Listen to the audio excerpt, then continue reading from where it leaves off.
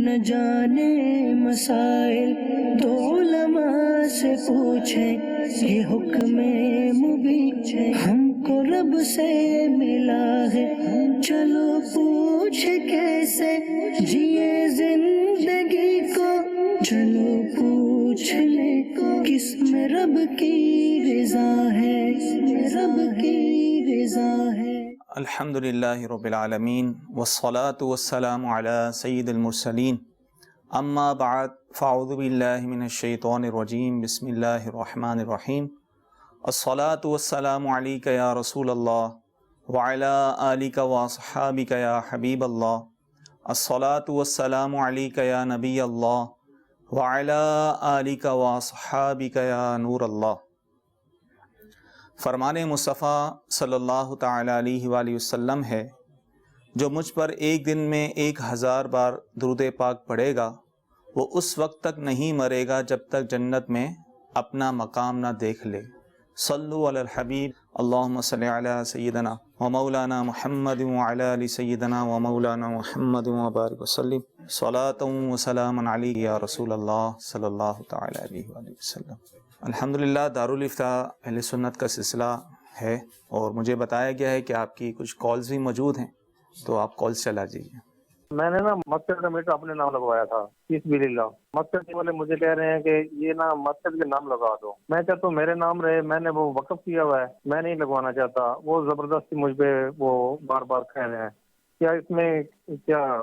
اب یہ سوال یہ کر رہے ہیں کہ انہوں نے میٹر لگوایا تھا غالباً مسجد میں، تو وہ میٹر ان کے نام ہے، تو جب یہ خود کہہ رہے ہیں میں نے وقف کر دیا، مسجد کو دے دیا، تو ظاہر ہے پھر مسجد کا ہو گیا، تو لہذا مسجد کا ہی نام ہی ہونا چاہیے، تو اس میں کوئی حرج نہیں، آپ اپنا نام ہٹا دیں۔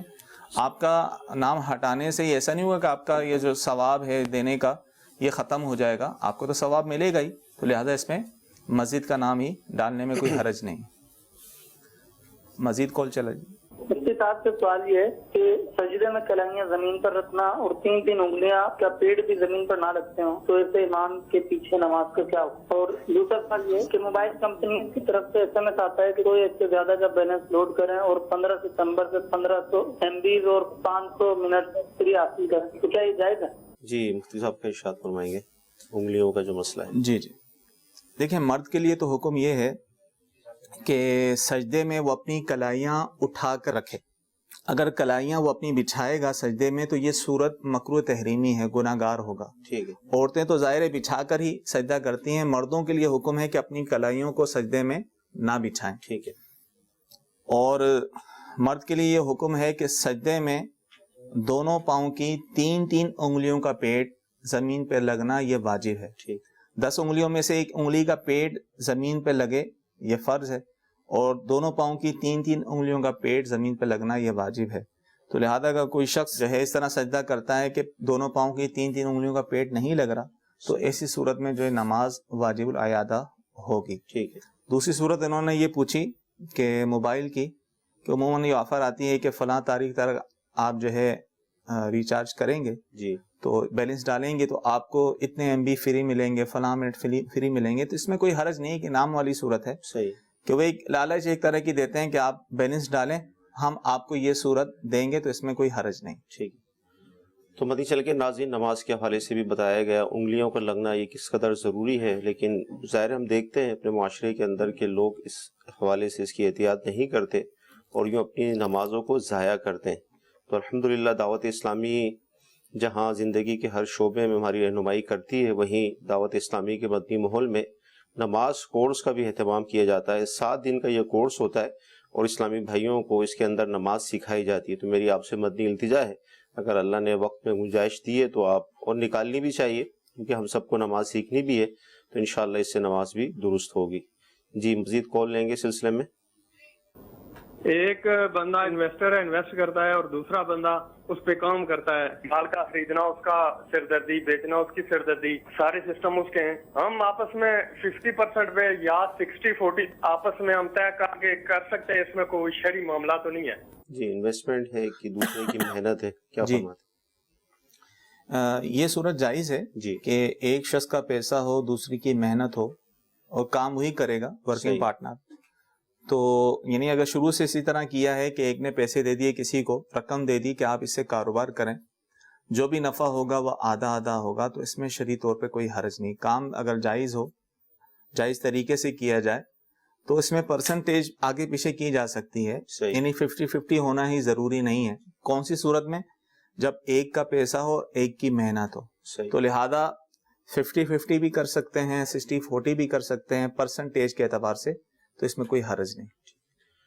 مدنی چل کے ناظرین، کالز کے ساتھ ساتھ آپ کے ایس ایم ایس بھی ہمیں موصول ہو رہے ہیں. ایس ایم ایس یہ ہے کہ مفتی صاحب رہنمائی فرمائیں کہ اگر کوئی اسلامی بہن اپنا گولڈ سونا اپنے نابالغ بچے کی مل کر دے اور پھر کسی شادی یا تقریب میں اس کو وہ استعمال کر سکتی ہیں. دیکھیں اگر مل کر دیا، جی دیکھیں مل کرنے کی صورت یہ ہوگی، اب نابالغ بچہ خود سمجھدار ہے، قبضہ کر سکتا ہے تو اس کے قبضے میں دیا جائے.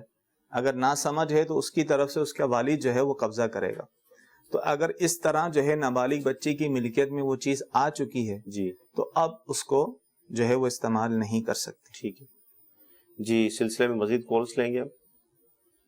جی میرا مفتی صاحب سے یہ سوال ہے کہ پانی کی ٹینکی ہے جسے ہم پینے کے لیے بھی استعمال کرتے ہیں، نہانے دھونے کے لیے بھی، اگر اس کے اندر مرا ہوا ملے تو یہ پانی بعد میں کپڑے دھونے کے لیے یا دیگر استعمال کے لیے صحیح ہوتا ہے یا اس کو ضائع کر دیں، بالکل کسی کام میں نہیں آ سکتا ہے؟ جی کیا فرماتے ہیں حضور؟ جیسے ٹنکی ہوتی ہے، جیسے انہوں نے کہا عمومی طور پہ چھوٹی ہی ہوتی، جی تو چھوٹی ٹنکی میں جو دادردہ جس کی لمبائی چوڑائی جو ہے وہ 225 فٹ سے کم ہو، تو اس صورت میں جو ہے وہ اگر اس کے اندر کوئی جانور گر کے مر گیا، جیسے انہوں نے کہا کہ چوہا وغیرہ گر کے مر گیا، تو ایسی صورت میں وہ پانی ناپاک ہو جائے گا. ٹھیک ہے. اب اس کو استعمال کرنا جائز نہیں ہے، اس کو سارے پانی کو نکالنا ہی ہوگا. ٹھیک ہے. اگر اس کو پاک کرنا چاہتے ہیں، یعنی ایک تو صورت یہ ہوتی ہے کہ اس جانور کو وہاں سے نکال لیا جائے، صرف پاکی کے حوالے سے میں کہہ رہا ہوں، اور اس ٹینکی کو بھر دیا جائے، بھر کے اوپر سے پانی بھیجائے، اتنا بھیجائے کہ یقین ہو جائے تو نجاست کے زائل ہونے کا، جبکہ وہ جانور نجاست بھی نکال چکے ہوں، صحیح. تو ایسی صورت میں وہ پانی پاک ہو جائے گا. تو لہذا بہتر تو یہی گزارے، پانی پینے کے لیے بھی استعمال ہوتا ہے، دیگر چیزوں کے لیے بھی ہوتا ہے، تو لہذا اس سارے پانی کو ہی جو ہے وہ خالی کیا جائے. لیکن اگر مجبوری ہے، دیگر استعمال کرنا چاہتے ہیں، تو وہ صورت میں نے آپ کو بتائی کہ اس طرح بھی پاک ہو سکتا ہے. صحیح. جی مزید کال لیں گے. سوال یہ ہے کہ جو چلتا کاروبار ہے اس میں جو پارٹنرشپ کرنی ہے اس کی شریعت کیا ہے، یہ آپ مجھے بتا دیجیے گا. یہ اس کی شریعت کیا ہے، اس میں کس طرح ہم شامل ہو سکتے ہیں. چلتے کاروبار میں کسی کا بزنس چل رہا ہے، مثلا شاپنگ مال چل رہا ہے یا کس طرح کا بزنس، بڑا شاپنگ مال ہے تو میں حصہ شامل کرنا چاہتا ہوں، تو کیسے؟ تو ذرا وضاحت فرما دیجیے گا. دیکھیں مسئلہ یہ ہے کہ عمومی طور پہ ہمارے ہاں جو رائج ہے وہ یہی طریقہ ہے کہ کسی کا کاروبار چل رہا ہوتا ہے، پیسے دے دیتے ہیں، صحیح. یار جو نفع ہوگا آپ دیتے رہنا. صحیح. تو یہ تو صورت جائز نہیں ہے، سود والی صورت ہے. یعنی اس نے اس کو قرض دیا ہے، وہ دینے والا جو ہے نا اس کے نقصان میں شریک نہیں ہوتا، جب اس کو پیسے کی ضرورت ہوتی ہے واپسی لے لیتا ہے. تو گویا کہ اس نے قرض دیا اور قرض پہ نفع لے رہا ہے، تو یہ سود ہے. صحیح. اگر چلتے ہوئے کاروبار میں واقعی شرکت کرنا چاہتے ہیں تو اس کے دو طریقے ہیں. ایک تو طریقہ یہ ہے کہ جس کے کاروبار میں شرکت کر رہے ہیں وہ آپ کی رقم سے جو کاروبار کرے گا، جو آئٹم لے کر آئے گا، اس کا حساب کتاب الگ رکھے. صحیح. یعنی اس کا جو پرانا کھاتا ہے اس میں اس کو شامل نہ کرے، صحیح. بالکل الگ تھلگ رکھے. اس میں جو نفع ہو وہ پرسنٹیج کے حساب سے وہ تقسیم کر لیں، پہلے سے طے کرنا ضروری ہے صحیح. کہ اتنے پرسنٹیج ہوگا، اور جو نقصان ہوگا وہ کیپٹل کے حساب سے ہوگا. اگر سارا کیپٹل اسی کا ہے تو اسی کا نقصان ہوگا. دوسری صورت یہ اگر چاہتے ہیں کہ پرانے کھاتے پرانے مال میں بھی شرکت ہو جائے، تو اس کی مثال کے طور پہ شاپ میں جو مال رکھا ہوا ہے تو اس میں وہ شرکت کر لے. مثال کے طور پہ بھائی اس نے کہا کہ آپ کی دکان میں جتنا مال رکھا ہے 50% جو ہے میں خرید لیتا ہوں، اس کے 50% کا میں مالک ہوں، اس کی یہ قیمت اس کو دے دے، اور یہ اس طرح شرکت ملک ہو جائے گی ان کی. تو اس طرح بھی شرکت عقد کر کے صورت ہو سکتی ہے، لیکن یہ فقط اتنی رہنمائی کافی نہیں ہے، اس میں اور بھی تفصیل ہے. تو لہذا جب بھی کرنا چاہیں کسی کے ساتھ تو خود بھی اور جس کے ساتھ کر رہے ہیں دونوں دارالفتاح میں جو ہے وہ تشریف لائیں، تو انشاءاللہ ان کو ایسی صورت بتائی جائے گی جو ان کے لیے آسان بھی ہوگی اور یہ گناہگار بھی نہیں ہوں گے. حدیث چل کے ناظرین، ایک تو شرکت کے حوالے سے رہنمائی بھی دی گئی اور ساتھ مشورہ بھی دیا گیا جو کہ بہت ضروری ہے، کہ کوئی بھی اگر چلتے کاروبار کے اندر پارٹنرشپ کرنا چاہتا ہے تو اس کے لیے ضروری ہے کہ وہ مفتی صاحب کی بارگاہ میں حاضر ہو اور پھر وہاں سے جو رہنمائی ملے اس کے مطابق وہ کام کرے گا تو پھر وہ اس کا کام جائز بھی ہوگا اور جو اس کا مقصد ہے وہ پورا ہو جائے گا. ورنہ اپنے طور پر ہی اگر فیصلہ کر لیں گے تو پھر ظاہر اس میں ناجائز صورتیں بھی ہیں اور ظاہر پھر حرام اور اس طرح کے معاملات میں پڑنے کا خطرہ ہے. جی اگلی کال. اس کے ساتھ سے سوال یہ ہے کہ میت کے جو 3 دن ہیں وہ کب سے شمار ہوں گے؟ اگر عصر کے بعد انتقال ہوا ہو تو، اور اگر مغرب کے بعد ہوا پھر؟ اسی طرح تیسرے دن میت کے گھر والے یا دوست یا پڑوسی قرآن خوانی رکھیں اور پھر کھانے کا اہتمام کریں تو کیا وہ کھانا جائز ہے؟ اسی طرح تعزیت کرنے جاتے ہیں تو بتا ہوگا چائے اور کھانا وغیرہ بھی میت کے گھر والے پیش کرتے ہیں تو کیا وہ کھا سکتے ہیں؟ کیا فرماتے 3 دن؟ دیکھیں، جس دن انتقال ہوا اسی دن سے جو ہے وہ شمار کیا جائے. اور دوسرا یہ ہے کہ تیسرے دن جو ختم ہوتا ہے، سوئم ہوتا ہے اور فاتحہ وغیرہ ہوتی ہے، تو اس کا کھانا جو ہے وہ اغنیا کو کھانا جائز نہیں. صحیح.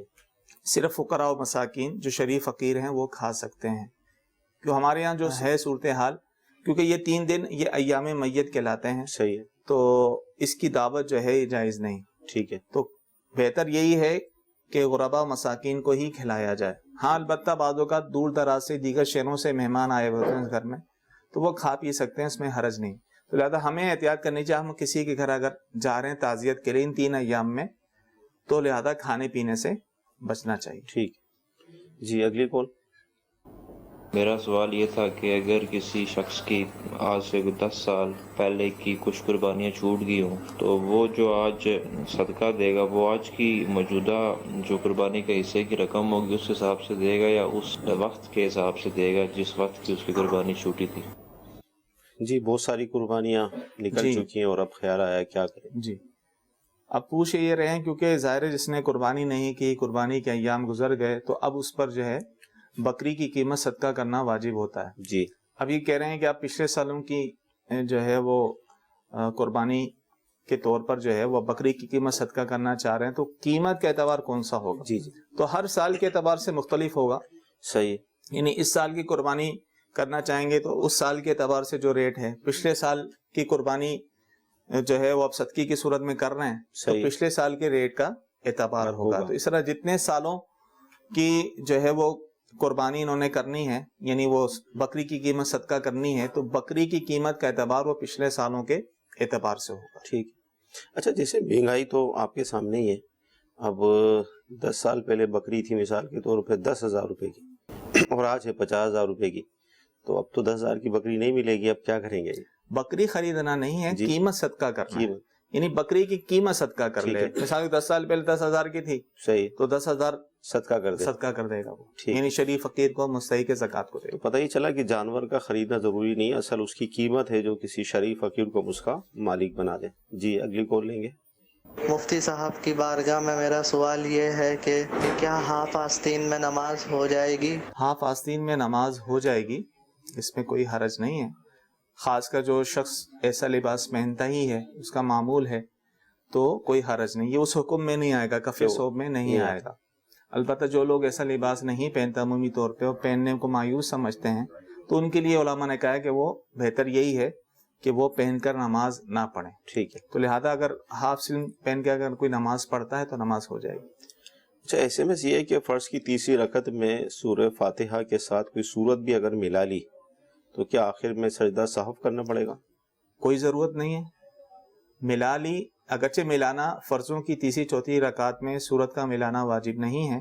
اگر کسی نے جان بوجھ کے بھی ملا لی تو کوئی حرج نہیں، بلکہ بہتر یہ ہے کہ جو تنہا نماز پڑھ رہا ہے وہ سورت ملا لے. صحیح ہے، اچھی بات ہے، اس میں سجدہ سہو کی کوئی حاجت نہیں. ٹھیک ہے. جی اگلی کال لیں گے. کوئی بندہ کسی دے پیسے دینے ہون اور بندہ مل نہ رہا ہوا تو بندہ ادائیگی کرنا چاہتا ہوا تو کس طریقے نہ کرے گا؟ جی حضرت بندہ نہیں مل رہا، ادائیگی کرنی ہے، کوشش کرے وہ نہ ملے یا اس کا انتقال ہو گیا تو اس کے ورثاء کو، اگر ایسی بھی کوئی صورت نہیں، مل ہی نہیں رہا تو اس کی طرف سے وہ صدقہ کر دے، یعنی اتنی رقم جو ہے کسی شریف فقیر کو وہ دے دے. ٹھیک. جی لیکن کل کو اگر بالفعل مل جاتا ہے تو پھر اسے وہ رقم دینی ہوگی اگر وہ اس پر راضی نہ ہوا. صحیح. جی اگلی کال. قرآن پاک کے جو نا قسم اٹھاتے ہیں جو صحیح ہوتا ہے یا جھوٹا ہوتا ہے، جھوٹی قسم کے بارے میں کیا حکم ہے، اور جو سچی قرآن پاک کی قسم اٹھاتا ہے اس کے بارے میں کیا حکم؟ جی، قرآن مجید کی سچی اور جھوٹی قسم اٹھانا. دیکھیں، قسم کھانا تو جائز ہے، مگر بہتر یہ ہے جہاں تک ہو آدمی کم ہی کرے، صحیح، کم قسم سے بچے، اور خاص کر قرآن پاک کی قسم کھانے سے تو بچنا ہی چاہیے. لیکن اگر کہیں ضرورت پڑ جائے، حاجت ہو اور یہ حق پر ہے، سچی قسم کھا رہا ہے، تو اس میں کوئی حرج نہیں ہے. البتہ جھوٹی قسم یعنی جان بوجھ کر، یعنی پتہ بھی ہے کہ ایسا کام میں نے نہیں کیا، ایسا کام میں نے کیا ہے اور پھر بھی جو ہے وہ جھوٹی قسم کھا رہا ہے جان بوجھ کر، ظاہر ہے سخت گناہگار ہوگا اور اس پر توبہ فرض ہوگی. جھوٹی قسم کے بارے میں آتا ہے کہ یہ مال کو زائل کر دیتی ہے اور آبادی کو، گھروں کو ویران کر دیتی ہے. صحیح، تو یہ سخت گناہ ہے. ایک قسم یہ ہوتی تو جھوٹی ہے لیکن اس میں گناہگار نہیں ہوتا. صحیح، لیکن اس کے ذہن کے مطابق وہ سچا کھا رہا ہے. صحیح. مثال کے طور پہ اس کے ذہن میں کہ بھئی فلاں شخص آ چکا ہے، اس نے قسم کھا لی بھئی فلاں شخص آ چکا ہے، حالانکہ نہیں آیا تھا. لیکن اس کے ذہن میں یہ تو یہ قسم لغو کہلاتی ہے، بیکار، اس میں گناہگار نہیں. لیکن عمومی طور پہ جو جان بوجھ پتہ بھی ہے کہ یہ کام جو ہے وہ ہوا ہے، پھر بھی قسم کھا کے کہہ رہا ہے کہ نہیں ہوا، تو یہ جھوٹی قسم ہوگی اور اس صورت میں وہ گناہگار ہوگا. جی، اگلی کال. میرا مفتی صاحب سے سوال حال یہ ہے کہ قضاء عمری پڑھنے کا آپ طریقہ بتا دیجیے تفصیلاً. جی، قضاء عمری کا طریقہ. دیکھیں، یہ پہلے حساب لگائیں اپنے طور پہ کہ بھائی کتنے سالوں کی نمازیں ان پر قضا ہیں. تو حساب لگا کر ہر دن کے اعتبار سے ایک دن کی 20 رکعتیں بنتی ہیں، 2 فجر کی، 4 ظہر، 4 عصر، 3 مغرب، 4 عشاء کے فرض اور 3 وتر. تو اس طرح یہ 20 رکعتیں بن جاتی ہیں. صحیح. مکروہ وقت کے علاوہ جب چاہے یہ قضا نماز پڑھ سکتے ہیں. مکروہ وقت جیسے سورج نکلنے کا وقت، زوال کا وقت، ضحوہ کبریٰ اور سورج غروب ہونے کا وقت، ان اوقات میں نہ پڑھے، باقی ہر نماز کے ساتھ قضا عمری پڑھی جا سکتی ہے. کوئی وقت مقرر کر لے. اب اس میں نیت یہ کرے کہ مثال کے طور پہ کہ اب بہت ساری نمازیں قضا ہیں، فجر کی نماز قضا کرنی ہے، نیت یہ کرے کہ مجھ پر جو اب سب سے پہلے فجر کی نماز قضا ہے میں اس کی نیت کرتا ہوں. ہر دفعہ یہ نیت کرے اب جو سب سے پہلے ظہر کی نماز قضا ہے تو اس کی بھی نیت کرتا ہوں. مزید تفصیل یہ جاننا چاہتے ہیں تو امیر علیہ سنت کا رسالہ ہے قضا نمازوں کا طریقہ، تو اس کا مطالعہ فرما لیں تو انشاءاللہ بہتر رہے گا. جی، اگلی کال. مفتی صاحب سے سوال ہے کہ اگر ایک آدمی نے دوسرے آدمی کو کچھ جانور لے کر دیے اور دوسرے آدمی کی ساری محنت ہو اور دونوں کا نفع آدھا آدھا کرنا کیا ہے؟ جی، جانور لے کر دے دیے. یہ طریقہ بہت رائج ہے ہمارے یہاں، جو کہ غلط ہے کہ اس طرح جانور ایک کا ہوتا ہے وہ کسی کو دے دیتا ہے، کہتا ہے تم اس کو پالو، کھلاؤ، پلاؤ، کل کو ہم اس کو بیچیں گے، جو نفع ہوگا آدھا آدھا ہوگا، اس کے بچے بھی جو ہوں گے وہ آدھے آدھے ہوں گے. تو یہ شرعی طور پر جائز نہیں ہے. تو یہ صورت شرکت فاسد کی ہے اور اجارے کی صورت اجارہ فاسد ہے.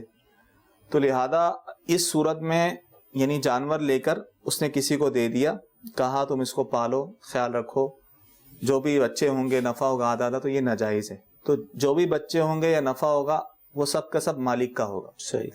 اب جس نے پالا ہے، جس نے اس کی دیکھ بھال کی ہے، اس کو اس کام کی اجرت مثل ملے گی. صحیح. اور جتنا چارہ اس نے جانور کو کھلایا وہ ملے گا، اس سے زیادہ اس کو نہیں ملے گا. تو اس کی جائز صورت یہ ہے کہ اب جو جانور اس کے پاس ہے آدھا جانور اس کو بیچ دیں. صحیح.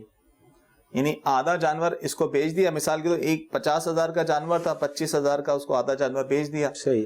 تو اب وہ جانور میں شریک ہو گئے. صحیح. جانور میں شریک ہو گئے، کل کے جو بچے ہوں گے وہ بھی آدھے آدھے ہوں گے. تو اس کی جائز صورت یہ ہے. باقی یہ اس طرح جانور ایک کا ہی ہے وہ اٹھا کے کسی کو دے دیتا ہے اور یہ صورت جائز ہے. جی جی، اگلی کال لیں گے. ایک شخص باجماعت مسجد میں نماز ادا کر کے گھر آتا ہے اور گھر والوں کو قرآن پاک کی تعلیم پڑھاتا ہے، پھر اس کے بعد ناشتہ کر کے پھر مسجد میں جا کے اشراق پڑھتا ہے، آیا یہ ٹھیک ہے یا نہیں ٹھیک؟